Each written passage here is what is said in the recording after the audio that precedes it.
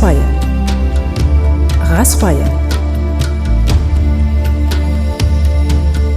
Race Royale, bonjour, bonsoir. Que le Seigneur te bénisse abondamment. Aujourd'hui, je veux recevoir l'un des miens, membre fondateur. On reçoit le membre fondateur, membre de ADB, pasteur de Mirem.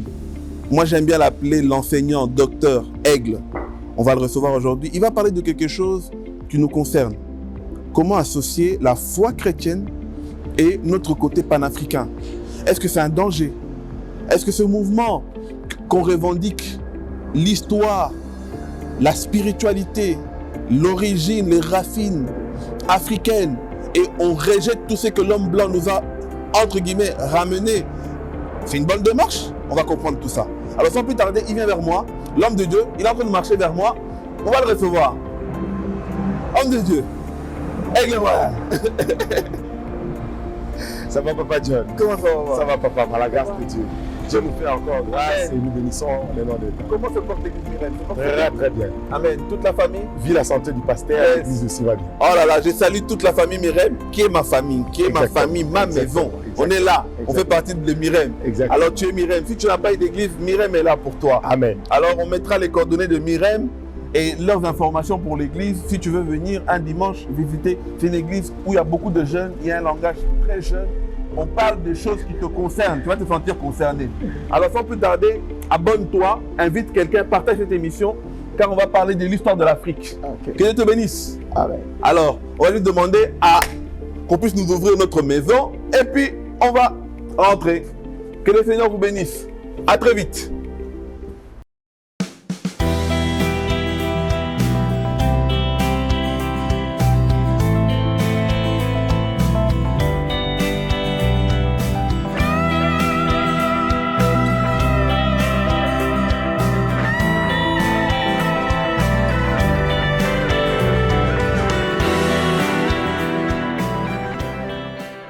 Voilà, on y est enfin. Lui, il n'est plus à présenter. Vous avez vu comment il est arrivé et comment nous l'avons accueilli comme il le faut parce qu'il fait partie de la maison. Alors, on va directement commencer à rentrer dans le sujet. Homme de Dieu, comment ça va, papa? Ça va bien, Papa John. Bonjour. Bonjour, bonjour. Oh, tu es celui qui a ouvert le bal.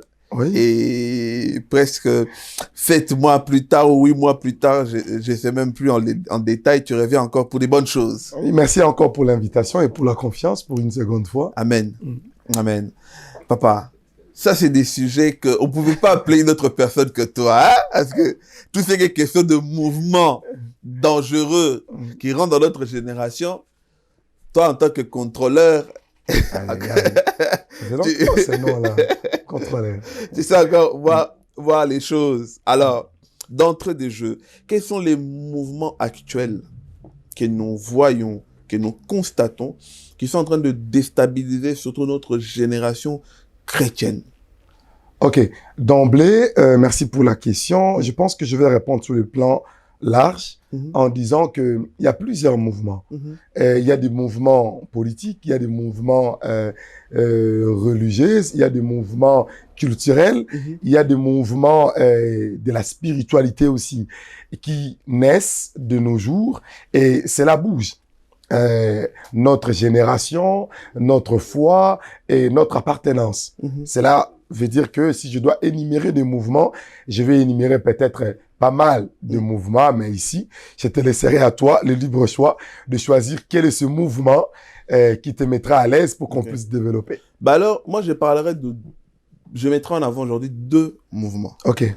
L'un qu'on a toujours eu, on a pris le temps, hein? On a pris le temps de le parler de fond en comble. Okay. Et l'autre, c'est le mouvement prophétique, on reviendra après. Et l'autre, c'est un peu cette naissance du panafricanisme. Okay. La définition, comment la tendance un peu extrême c'est en train de prendre. Certains chrétiens commencent même à se poser des questions. On a l'impression qu'on ne peut pas être chrétien et être panafricain. Okay. Panafricain. On ne peut pas prétendre être celui qui croit à l'Afrique meilleure et être chrétien qui est entre guillemets, dite une religion ramenée par les Européens. Ok. Tout ça, on va rentrer un peu en détail. C'est ça vraiment qu'on va parler. Il n'y a pas de problème. Alors, on a fait un sondage. Ok. Surtout le sondage, là, on a vraiment touché les chrétiens. Ok. Et j'ai vu que beaucoup de chrétiens se disent qu'ils peuvent être chrétiens, ils peuvent être aussi panafricains. Mais la notion panafricain ou panafricanisme, c'est quelque chose qui est peut-être... on n'arrive pas encore un peu à mettre une définition qui peut être claire pour tout le monde. Selon ton savoir, selon tes recherches, le panafricanisme ou être panafricain, ça signifie quoi en fait?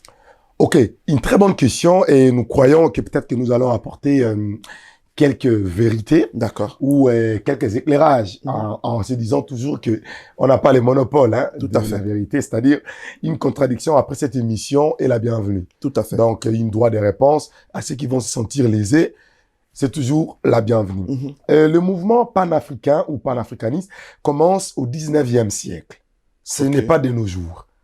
C'est-à-dire que c'est dans les années 1900 que ce mouvement-là a eu naissance. Et ça a beaucoup plus émergé dans le 20e siècle. C'est là où on a commencé maintenant à exploiter cela. Mais c'est dans les années 60 que les hommes ont commencé vraiment à officialiser ce mouvement. À revendiquer. Fait, voilà. Pour dire panafricain ou panafricanisme veut simplement dire être africain et lutter pour la patrie, être uni pour la patrie, rien d'autre. Dans sa définition du mot panafricain veut dire rassemblement de tous les Africains qui sont nés en Afrique, en dehors de l'Afrique, qui sont descendants d'un parent africain, puissent se réunir sur le plan économique, sur le plan politique, sur le plan culturel, sans discrimination raciale et sans discrimination religieuse. Donc, en principe, le panafricanisme n'a rien de contre sur la religion, dans sa définition. Ok, et vraiment en dehors de la religion. Donc, c'est-à-dire, quand tu es panafricain, tu ne peux pas avoir une appartenance de couleur religieuse. Ok. C'est comme la politique. Quand vous faites de la politique, vous ne pouvez pas être chrétien, musulman. Quand on est un président de la République, on devient le président de la République de toute tendance. C'est-à-dire, panafricain veut dire rassemblant l'Afrique dans nos sources, dans nos économies, dans notre politique. Et on avait interdit à mettre les accents sur les couleurs parce qu'il y avait, on parle même d'interdiction sur l'accent physique. C'est-à-dire, vous ne pouvez pas interdire à quelqu'un d'être panafricain par rapport à son physique. Quand on parle de physique, à l'époque, on parlait des des homosexuels, être pédé. Dans la culture africaine, tu ne peux pas être homosexuel. C'est interdit. Dans la culture africaine, tu ne peux pas être lesbienne. Mais on dit au nom de la patrie, au nom du continent, on doit aller au-delà. Donc, tu peux être homosexuel, c'est pas grave. Tu peux être pédé, c'est pas grave. Du moment que nous sommes en train de lutter pour le même cause, pour la lutte pour l'économie, allons-y ensemble. Donc, du coup, les mouvements actuels, qui est panafricaniste contre une religion, alors ils n'ont pas compris le sens du vrai combat.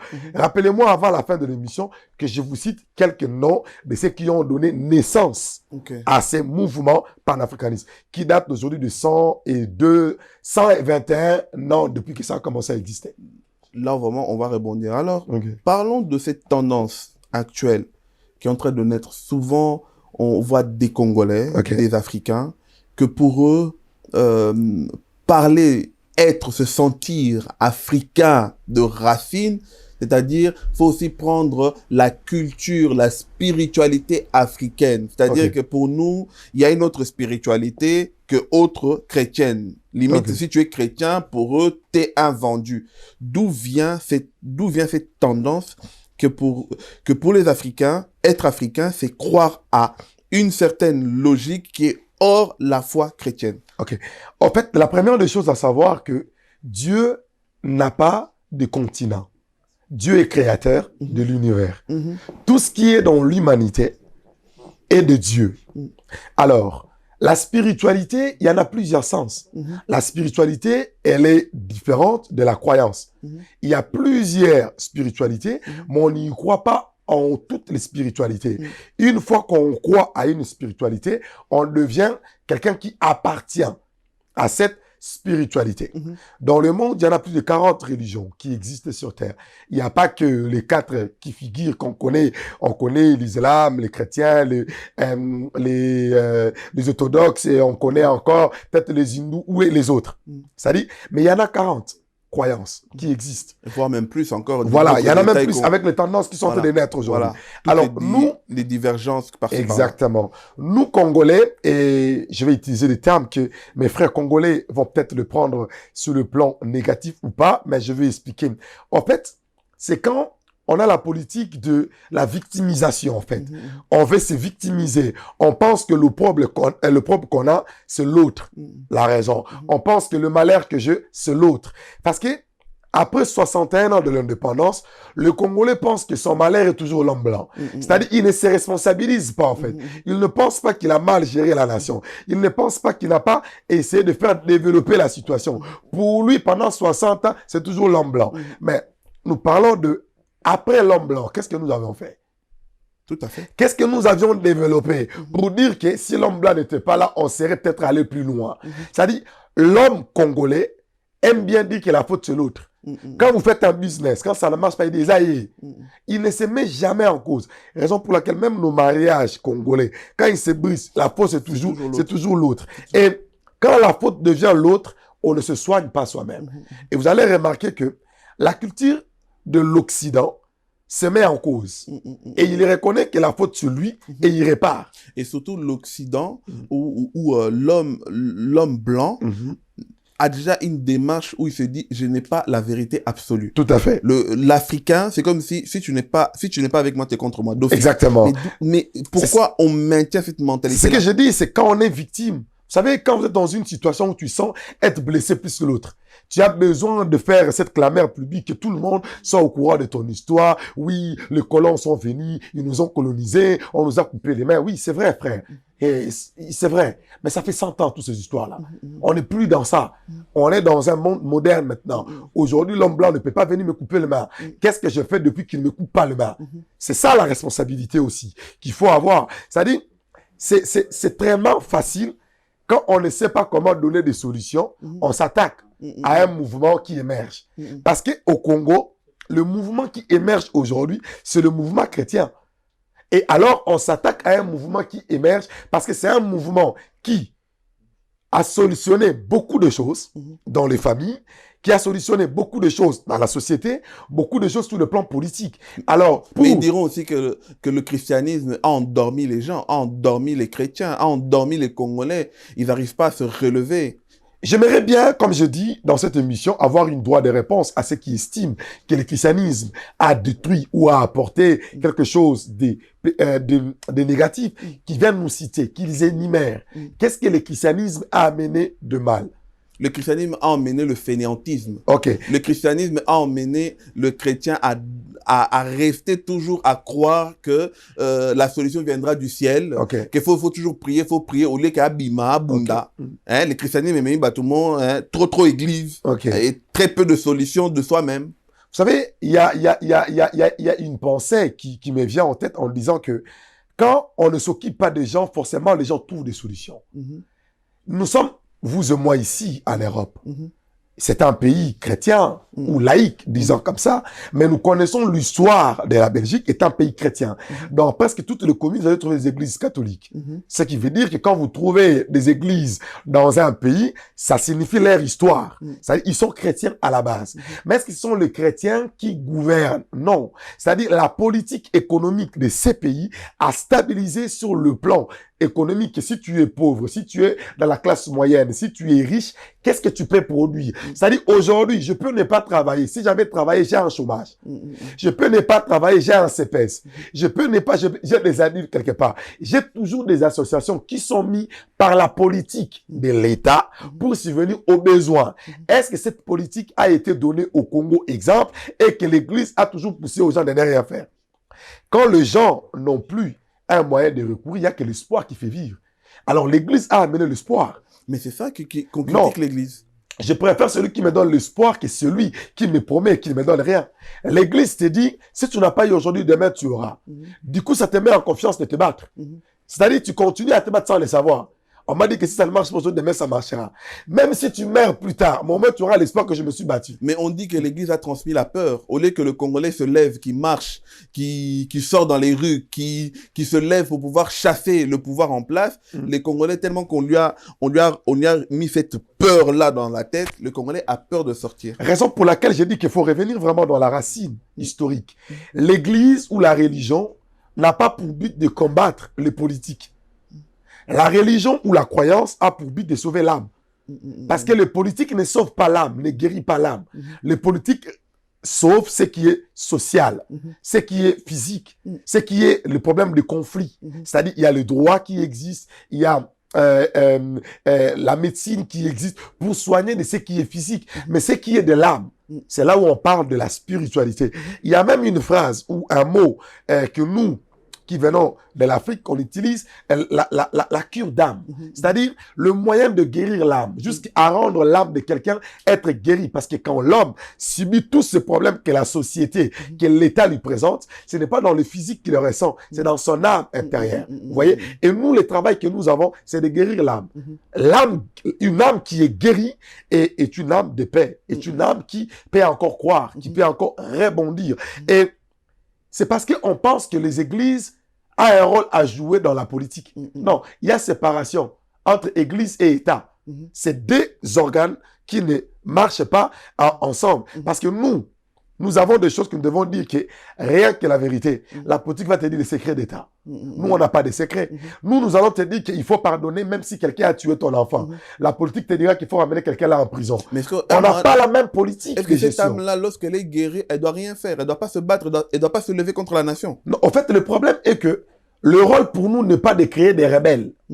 Le rôle pour nous est de responsabiliser le croyant à être attaché par rapport à leur appartenance ethnique, tribaux ou tout ce qui est de la patrie. Parce que quand vous entrez dans la Bible, quand vous prenez l'apôtre Paul, le dit, celui qui ne prend pas soin de sa famille est plus qu'un infidèle. Cela sous-entend que la foi m'oblige à prendre soin de ma famille. Qui veut dire la famille? La famille veut dire la société. Qui veut dire la société? Veut dire la communauté. La communauté veut dire quoi? Les clans. C'est-à-dire que ma foi chrétienne m'oblige à prendre soin de ma famille, de ma société, de mon clan. Donc, la foi chrétienne est liée à la patrie, est lié à tout ce qui est nos ancêtres, tout ce qui est notre histoire ethnique. Ma foi chrétienne est liée à ça. Si vous lisez Néhémie 3, vous commencez à lire, Néhémie dit au roi, comment je peux être à l'aise, comment je peux être heureux, pendant que mes frères, non, même pas pendant que mes frères, il dit, pendant que là où on a enterré mes ancêtres, on commence à détruire cela. Je ne serais pas heureux de savoir que je suis conseiller du roi, mais que mes ancêtres, l'air tombe, ne pas respecter. C'est-à-dire, la foi chrétienne... Il nous manque des chrétiens comme ça. Des chrétiens comme des David, qui étaient prêts à prier Dieu, mais à se lever aussi, à s'imiter mando qui peut atteler contre les systèmes. Non, en fait, les gens ne sont pas informés. Nous avons des pasteurs militaires aujourd'hui, qui sont au front, qui se battent pour la cause de la nation. Et le pasteur, quand il prend l'arme pour tuer, il n'est pas pasteur, il est patriote. C'est-à-dire, il faut séparer entre le patriotisme et la croyance, et la foi. On vous dit, vous les pasteurs, vous ne prêchez pas assez le patriotisme à l'église. Mais c'est pas le rôle. Il y a le cours de civisme qui doivent exister dans la nation. C'est pas le rôle de l'église. Non, c'est pas le rôle de l'église. Le rôle de l'église est de vous prêcher sur la guérison de l'âme, sur la croyance après la mort. C'est ça le rôle de l'église. Vous savez, quand il y a des cours de civisme, c'est comme exemple aux États-Unis. Un Américain, quand il est né, quand il est bébé, on lui dit un Américain, c'est un citoyen. Un Américain, les rêves américains. Un Américain. La vie d'un Américain compte. C'est-à-dire, on lui dit que une vie d'un Américain peut causer une guerre. C'est-à-dire, un Américain, quand il est né, déjà dans le civisme, dans cette moralité qu'il est né avec, il sait qu'on ne touche pas. Et même, il y a une loi américaine, j'allais dire, qui dit que on ne peut pas juger un Américain en dehors du sol américain. C'est-à-dire, un Américain est protégé par la nation. C'est pas un pasteur. Donc, ça, c'est le rôle de la nation. Ça, c'est le rôle de... Donc, pour toi, on responsabilise trop les pasteurs au lieu de donner la responsabilité à la nation. Mais en fait, pourquoi ils sont politiques? Pourquoi ils sont politiques? Pourquoi avons-nous un ministre des Affaires sociales? Pourquoi nous avons un ministre des Affaires familiales? Pourquoi nous avons un ministre de Culture et Art? Parce qu'on dit c'est vous les leaders des opinions. Eux, c'est pas des leaders d'opinion. Mais non. Quand vous dites les choses, le public vous écoute. En fait, le problème, exemple, je vais parler un peu du Congo. Si je dois prendre la peau du Congo en moi, en devenant, comme je dis toujours, je suis Congo et j'habite le Congo m'appartient. On doit fermer le ministère de Culture et Arts. Pourquoi? Parce que c'est ces cultures-là, c'est ces ministères-là qui causent des problèmes. On ne nous enseigne pas notre histoire. Aujourd'hui, le ministère de Culture et Arts est résumé la musique et le théâtre. Où est partie l'histoire des ancêtres? Où est partie la traçabilité de nos communications culturelles qu'on avait? Où est partie nos écrits qu'on avait? Donc on peut très bien être croyant chrétien et apprendre toute cette histoire-là et s'en accaparer. Tout chrétien africain est panafricain. J'aime la nuance. C'est ça? C'est-à-dire, le moment où vous commencez à venir dissocier, en fait, je suis africain. Je vous dis ici, Néhémie, si vous lisiez dans Néhémie 3, il a dit au roi, je ne peux pas être tranquille. Pendant que je sais que les autres, je vous parle peut-être encore si vous lisez Genèse, prenez l'histoire de Joseph. Joseph a été en Égypte, mais il a plaidé pour la cause des autres, de ses frères. C'est-à-dire, la foi est liée à la patrie. Mais sauf que, il faut dissocier. Ne pensez pas parce que je suis africain, je suis aliéné. C'est ça le problème. Les panafricains pensent que c'est parce qu'on n'est pas panafricain, on est aliéné. Parce qu'ils sont dans le discours de la victimisation. Ils se victimisent trop. L'homme blanc a fait ceci, on a pris ceci, nos ancêtres ceci. Merci papa, merci pour souligner un jour, on va rentrer là-dedans. Allons-y. Il y a une phobie qui est en train de naître spirituelle, en fait. C'est une phobie spirituelle. C'est-à-dire que tout ce qui a été ramené par l'homme blanc, c'est comme si l'homme, il faut tous se méfier d'en. Ça fait que l'Africain aujourd'hui, il se dit, la Bible, avant la colonisation, nos ancêtres ne connaissaient pas la Bible. La Bible a été rassemblée par l'homme blanc. La Bible nous a été apportée par l'homme blanc. Alors comment on peut croire à cet homme blanc-là qui nous a ramené la vérité, sachant qu'il fait cacher derrière cette Bible-là pour un agneau qu'on l'abisso. Ok, je suis tout à fait d'accord. Et c'est une question en même temps pertinente. Qu'est-ce que je veux dire? Il faut savoir une chose que l'histoire de la religion ou l'histoire de la spiritualité, elle se diffère. Nos ancêtres avaient une spiritualité, mais est-ce qu'avait-il la religion? C'est quoi la nuance? On va aller. Voilà. La spiritualité, c'est, comme on peut dire, notre coutume. C'est que nous avons l'habitude, c'est-à-dire de vénérer, d'implorer un arbre, ceci, plusieurs spiritualités. La religion est un cours, est une science qui étudie les croyances. Ça, la religion est un cours que, même quand on était à l'école, on avait le cours de la religion. Est-ce que le professeur qui nous donnait le cours de la religion, il était pasteur, il était prophète, il était prof de religion. Il a étudié les croyances. Mais maintenant, dans ces religions-là, il y a cette tendance qu'on appelle que, après avoir suivi le cours de religion, ou après avoir suivi une suite logique, historique, spirituelle, l'homme est libre de choisir son appartenance. C'est-à-dire, c'est là où l'homme, dans sa liberté. Je vais prendre, si vous permettez, je vais lire un peu, permettez que je puisse lire la notion de ce qui a été défini par le père fondateur du mot panafricain. Et c'est qui le père? Je vais donner les noms. Il a un nom presque ghanéen comme ça. Tu donnes le nom pour qu'on vérifie. Hein. Bien on aimé, va vérifier. Vous vous suivez là, vérifiez.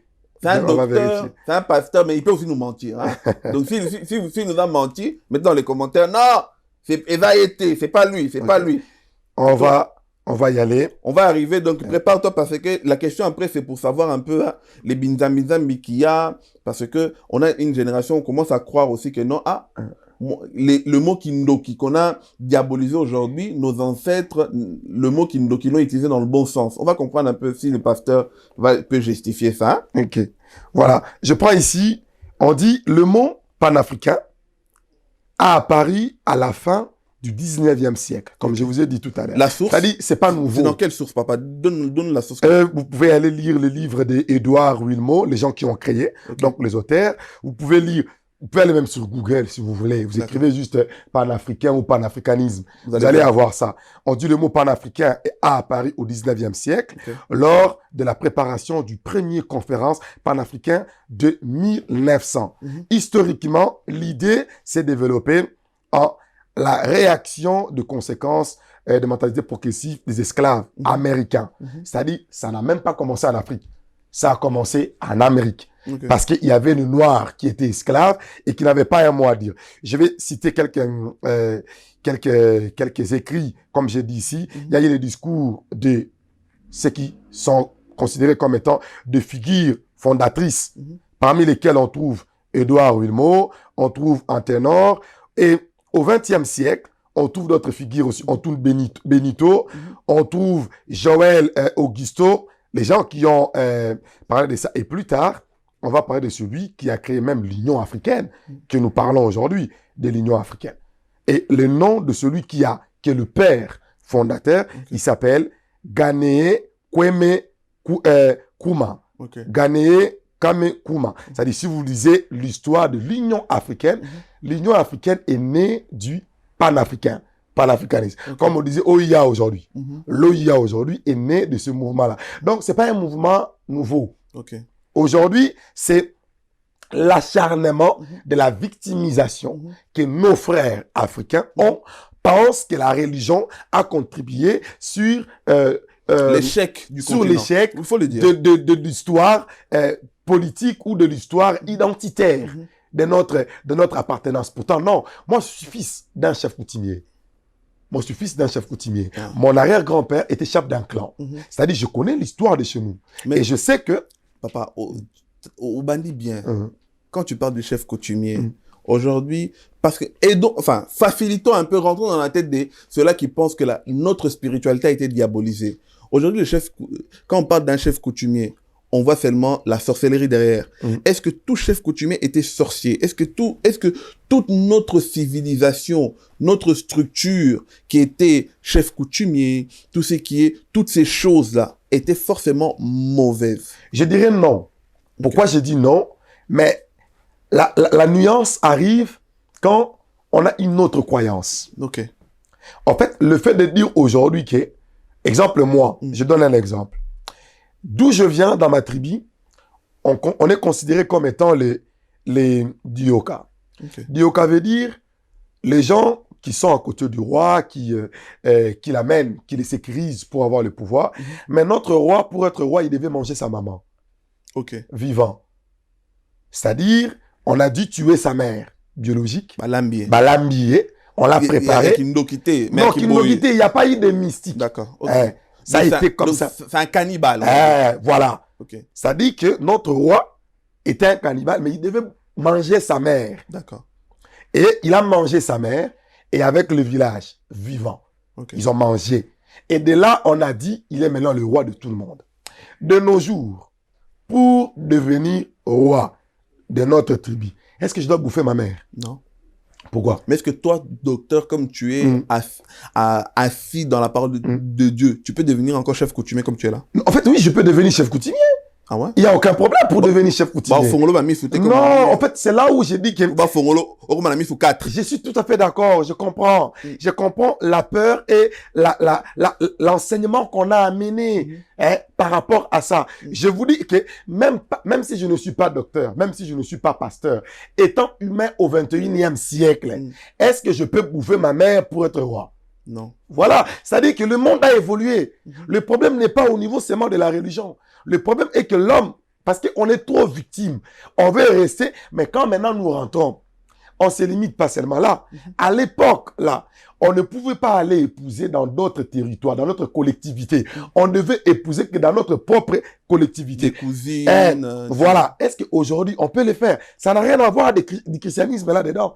Est-ce qu'aujourd'hui, je peux épouser ma cousine? Pourquoi je ne peux pas le faire? Ce n'est pas... Pourquoi aujourd'hui je ne peux pas dire que je vis ma petite sœur là, elle est comme ça, elle est bonne, je vais un peu l'épouser?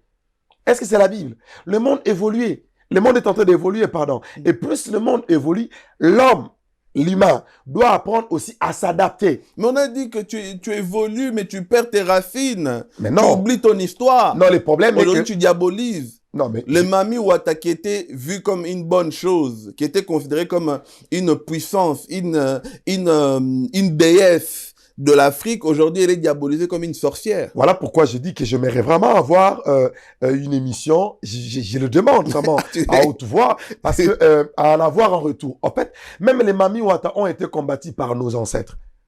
Au fait, voilà pourquoi je parle de la spiritualité. Il y avait une spiritualité positive, il y avait une spiritualité négative. Alors, il y avait des spiritualités positives qui étaient contre ce qui était négatif. C'est-à-dire que maintenant, quelle est la spiritualité qu'on veut nous présenter? C'est-à-dire, moi, je dis, j'ai un peu de la chance. Moi, j'essaie de m'investir pour connaître l'histoire de mon clan, de notre spiritualité. Allez au musée, vous allez peut-être vous rendre compte que quand les Arabes sont venus dans notre tribu à nous, dans l'est du pays, et que ce sont les ancêtres qui se sont battus pour ne pas donner la place aux Arabes. Est-ce qu'ils étaient chrétiens? En fait, le problème est que il faut arriver à séparer entre la foi de quelqu'un et son appartenance à une classe politique. On est Congolais, frère. Disons, on est Congolais, je pense, si je ne me trompe pas, on peut être le seul pays au monde qui a plus de 400 partis politiques. 400 partis politiques. Plusieurs tribus aussi. Les tribus d'abord, mais comment on peut avoir 400 tribus? C'est-à-dire, on peut le résumer. Si on est tous sociologues, faisons notre parti des socialistes, pardon, on reste socialiste. Si on est des libéraux et un autre parti des libéraux, on peut avoir 3 partis politiques. Ça nous suffit. Mais on en a 400. C'est-à-dire tout le monde va être leader dans mon pays. Tout le monde va être leader. Tout le monde va être Bornangaï. Voilà même pourquoi on a plusieurs églises. Bornangaï, Simbagité. C'est-à-dire il y a un problème de la mentalité congolaise à ce niveau-là d'abord. Juste une parenthèse, papa. Moi, ce qui me fait rire, l'homme blanc, lorsqu'il crée un parti, il crée une vision. Oui. Il crée une adhésion à une mentalité, à un programme. L'Africain crée des partis parce que je ne veux plus être dirigé par... Voilà, c'est-à-dire ce que je dis, il y a un complexe. Prenons un exemple. Vous savez, nous sommes les premiers, nous les Noirs, à crier sur le racisme. Hein? On est les premiers. Est-ce qu'on peut aller dans le fond? Qu'est-ce qui veut dire panafricain? Rien que le noir, rien que les Africains. On n'est pas discriminatoire. On n'est pas raciste. C'est-à-dire un homme blanc qui partage les mêmes idéaux que nous ne peut pas nous rejoindre. Non. Parce qu'il n'est pas africain. Sa couleur ne le permet pas. Donc on est raciste. C'est-à-dire allons loin. Sa couleur ne le permet pas. Allons loin. Aujourd'hui, on est contre le mouvement, nous, le noir. Hein? On est contre le mouvement Le Pen. C'est-à-dire le Front National. Mais ils ont le plein droit, non? De dire la France aux Français. La France aux Français. Nous ne disons pas que l'Afrique aux Africains. Si, Vous voyez comment, si on doit vraiment ouvrir le débat dans cette histoire-là, il n'y aura rien de religion là-dedans. Il y aura un problème de, on se sent victime, on veut revendiquer auprès des colons, de ceux qui nous ont colonisés. Mais qu'est-ce que la foi vient faire là-dedans? Papa. Allons maintenant point par point pour aider les gens. Okay. Pour que les gens puissent partir avec des réponses concrètes. Est-ce que un chrétien ou une chrétienne peut-il se dire aujourd'hui, ok, je suis chrétien, mais cela ne m'empêche pas d'aller me renseigner sur mon histoire. Okay. Pas seulement mon histoire territoriale, mais aussi mon histoire spirituelle. C'est-à-dire que j'ai envie de comprendre comment les Mami Wata agissaient, comment les Kindoki, quand on dit Ndoki, dans son origine étaient. C'est quoi les Nganga Kifi, c'est quoi les Nganga Nzambi, toutes ces choses-là, les définitions vraiment de comprendre en fait comment l'Afrique fonctionnait dans sa spiritualité, dans sa structure avant la colonisation et aussi me dire, ok, je veux aussi adhérer à ça. Est-ce que cette démarche-là est mauvaise? La démarche, elle n'est pas mauvaise. Tout le monde est libre. D'accord. Vraiment libre. Ok. Comme nous sommes dans un pays libre, où le mariage de tous est aussi accordé. C'est-à-dire, la liberté de penser, tout le monde en a. Okay. Mais il faut commencer d'abord par savoir le pourquoi. Et je vais faire cette recherche-là. Le pourquoi. Me connaître. Pour te connaître, il faut d'abord commencer par connaître d'abord ta propre famille. Avant de chercher à connaître Kimbangu, avant de chercher à connaître Kipanvita, cherche d'abord à connaître ta famille. Parce que ta famille est le premier escale de ton voyage vers ton identité. Mais au fait, nous, qu'est-ce que nous faisons? Nous sautons nos familles, nous allons directement. Quand tu parles de la famille, c'est vraiment de l'histoire de... Ton père, ton grand-père, ton arrière-grand-père. De l'arbre généalogique. Si tu arrives d'abord à les maîtriser, tu maîtriseras d'autres suites. D'accord, ok. Je mets la plupart des jeunes qui sont là-dedans. Ils ne connaissent peut-être même pas les noms de leur arrière-grand-père. Ils ne connaissent même pas leur dialecte. Mais ils disent, je suis panafricain. Ils ne connaissent même pas qu'à l'époque, pour se marier, que le mariage de nous, panafricains, comme on le dit, c'est que nous, on ne draguait pas. C'était les parents qui ramenait la femme qui te disait « Bienvenue, celui-ci, c'est ta femme. Et tu l'épousais, tu ne discutais pas. Et que parce que s'il faut faire le retour à l'authenticité, c'est ça, on doit retrouver à notre identité. Retour à l'authenticité. Ça, c'est la démarche actuelle. Alors, si on doit si on doit retourner dans ça, alors, la meilleure chose à faire, c'est de prendre d'abord l'avion. De prendre l'avion, d'aller dire à l'homme blanc, prends tout ce que tu nous as donné. Tous les biens que j'ai achetés ici, tout ce que j'ai, je vous les remets. Je retourne chez nous. On va recommencer à la case du départ. Là, l'homme blanc va vous respecter. Ce qu'on dit la fierté. Vous voyez, c'est comme exemple, je suis ici. Et c'est que John, tu m'as acheté la voiture. Tu m'as payé ceci. Le jour où je te rends ta voiture, je te rends tout ce que tu m'as donné. Puis je te dis, je veux battre. Tu vas me respecter. Mais j'ai encore tout ce que toi tu m'as donné. Et puis je dis, je te combats. Tu vas me dire, mais il me combat par rapport à quoi? Il utilise encore tout ce que moi j'ai. Le but des panafricains était de créer des structures africaines solides qui vont créer, exemple, les universités des Africains, qui vont produire des chercheurs, qui vont produire des physiciens, des chimistes, qui vont produire des conseillers en matière de mines, en matière de tout ce qui est bombes nucléaires et tout ça. C'était ça le but. Le but n'était pas en train de se battre pour qui a Jésus, qui a Mahomet, qui a... Non, c'était pas ça le but des panafricains. Alors, un panafricain qui est en train de lutter contre la croyance n'a rien compris. Je reviens encore là un peu dans la définition, papa. C'est très important. C'est très important. Je vais lire. Le panafricanisme est un mouvement et une idéologie politique qui prône l'indépendance totale du continent africain, encourage la pratique de la solidarité entre les Africains et les personnes d'ascendance africaine, où qu'ils soient dans le monde. Indépendance de leurs origines. J'aime ceci, j'aime ça. L'indépendance de leurs origines ethniques, virgule, leur appartenance religieuse et leur appartenance physique. Cela veut dire quoi? Appartenance physique. Tu peux être gay, tu peux être lesbienne, tu peux être ceci, ton appartenance physique. On ne peut pas te disqualifier par rapport à ça si tu as des idéaux qui peuvent avancer l'Afrique. L'appartenance religieuse, que tu sois sorcier, que tu sois magicien, que tu sois chrétien, que tu sois, je ne sais pas moi, peu importe, si cela peut nous permettre, peu importe, si cela peut nous permettre à faire évoluer l'Afrique, allons-y. Origine ethnique, que tu sois congolais, que tu sois angolais, que tu sois tchadien. Ça n'enlève rien d'être africain. Donc, c'est-à-dire, le problème en ça, l'idée générale est que construisons l'Afrique, bâtissons l'Afrique, donnons le pouvoir à l'Afrique. Si nous pouvons avoir nos pasteurs puissants, comme ça a été le cas des Martin Luther en Afrique, ayons nos Martin Luther. Si nous pouvons avoir exemple, nos Esteng en Afrique, si nous pouvons avoir comment je peux parler, nos philosophes africains, ayons nos philosophes africains, devenons un continent fort et grand. C'est ça l'idée. Mais est-ce que cette envie là de pouvoir abandonner totalement la foi la foi chrétienne et aller se ressourcer dans soi-disant une spiritualité complètement indépendante et pure dans notre ressource africaine, est-ce que c'est pas aussi un peu dû à la déception que vous, les pasteurs, ou toutes les choses que vous avez pu faire envers ces fidèles-là se sentent délaissés, maltraités, malmenés, ils se disent, ok, la meilleure chose c'est de revenir comment j'étais avant?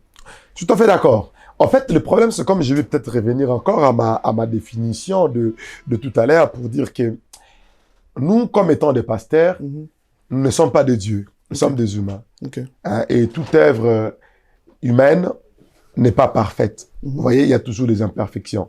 C'est vrai qu'il y a peut-être des pasteurs qui ont fait des XY, ont fait des bêtises, ont fait ceci, c'est vrai. Qui ont déçu. Qui ont déçu plusieurs.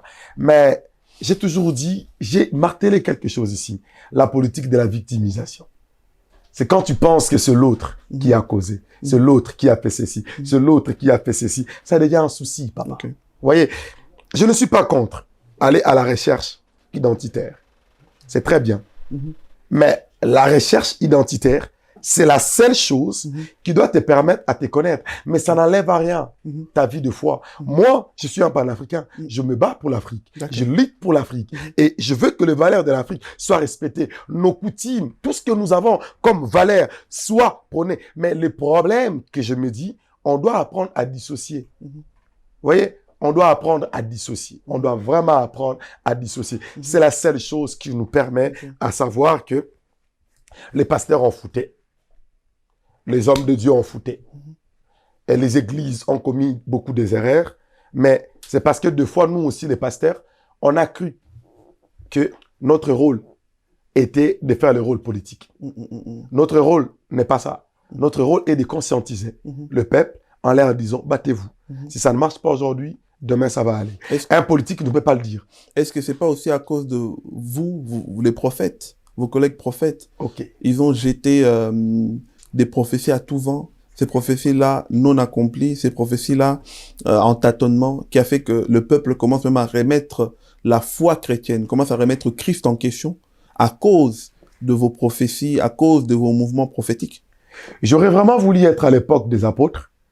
Ils ont mené l'évangile sans prophétie, sans vendre les rêves aux membres de leurs églises, en leur prêchant que la vérité. Voilà pourquoi ils ont été purs et ils ont été capables de rendre ces services-là.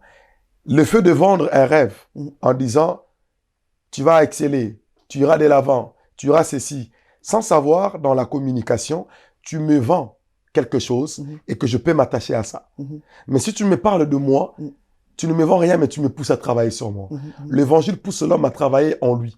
Voilà pourquoi l'apôtre Paul dit, je traite durement mon corps. Et il dit, je suis comme un athlète. Je suis en train de courir pour qu'à la fin, que je ne puisse pas rater ma couronne. C'est-à-dire, le but de l'évangile est de pousser l'homme à être dans un travail ou dans une activité continuelle sur lui. Donc, l'évangile nous pousse à travailler sur l'homme. C'est l'homme qui est le centre. C'est pas le social. Tout à fait. Voyez, voilà pourquoi nous, l'évangile que nous amenons, nous disons, si tu es béni, gloire à Dieu, tu n'es pas béni aussi, gloire à Dieu. Le but de l'évangile n'est pas de te vendre un rêve que tu seras prospère. Non. Le but est de te dire que si tu conduis bien ton âme, tu vas être guéri et tu seras sauvé. Car l'objectif, c'est le ciel. L'objectif n'est pas tout ce que nous avons. Nous savons que en vendant les rêves, ça a créé beaucoup d'illusions. Ça a créé beaucoup de rêveurs. Les chrétiens, ils se disent, je vais prier pour avoir une voiture. Il oublie qu'il doit travailler pour avoir une voiture. Les chrétiens se disent, je dois prier pour avoir une maison. Il oublie qu'il doit travailler pour avoir une maison. C'est-à-dire, cet évangile, nous condamnons certes cette partie de l'évangile qui met beaucoup d'accent sur le social. Mais l'évangile, son but n'était pas sur le social. Car les 12 apôtres ont prêché, ils ont dit, comme Matthieu 28 dit, allez et faites toutes les nations mes disciples. Le rôle de l'église est de rendre celui qui l'écoute à devenir l'adepte de Christ. Amen. En Amen. tout cas, papa. Merci papa. Ok. On va conclure par une seule question avant de faire le quiz. Ok. Est-ce que cette tendance qui est en train de se lever, j'aimerais que tu sois clair en 30 secondes, cette tendance qui est en train de se lever, retour à l'authenticité, est-ce que est-il plus dangereux, ce mouvement-là est plus dangereux que le mouvement prophétique qu'on a eu juste avant? Je pourrais dire que c'est un peu plus dangereux parce que les gens qui mènent ce mouvement eux-mêmes ne connaissent pas le but et la source du mouvement. Alors, ils ont fait de ce mouvement un combat. À la base, ça ne doit pas être un combat. Ça doit être un réveil patriotique. Ça doit être un réveil des Africains. Non pas commencer à chercher la petite bête. C'est-à-dire, si on veut se reconstruire, on ne doit pas chercher d'abord la faute de l'autre. C'est-à-dire, unissons-nous. Si on arrive à réunir l'Afrique, et alors à ce moment-là, on peut maintenant se battre pour dire, ayons notre croyance, notre religion africaine. Mais pour l'instant, c'est un combat qui ne mènera pas à grand-chose parce que on cherche l'homme à abattre. Et dans un mouvement comme ça, c'est très dangereux. Parfait. En 30 secondes encore, j'aimerais que tu regardes cette caméra. Quelle est la réponse que tu peux donner à la personne qui se cherche, qui se demande, je dois peut-être abandonner le christianisme pour pouvoir retourner à me ressourcer? Quelle est la réponse que tu donneras à cette personne en 30 secondes? Et j'aimerais lui dire que de toutes les croyances que je connais depuis que j'ai essayé de faire mes recherches, jusque-là, c'est la seule croyance qui me met en accord avec ma patrie, avec mes ancêtres et autres, c'est la religion chrétienne.